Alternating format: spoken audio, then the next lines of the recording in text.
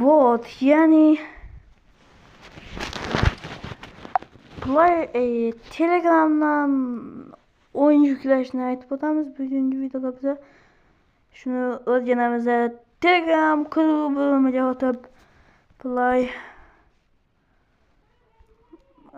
chat qilishda play match deb yozasizlar va mana birinchida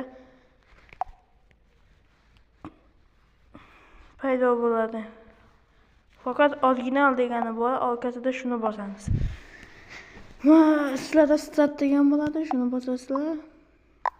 Mana shu yerda video montajlab bo'ladi. Mana xohlagan video bo'ladi.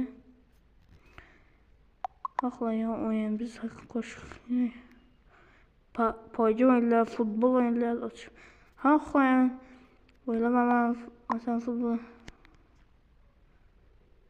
FIFA Mobile Football Strike, FIFA Mobile.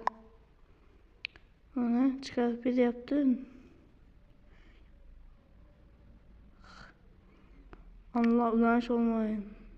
Football Strike. Shunday qilib xohlagan o'yinlarni yuklab boshlaylar bo'ladi.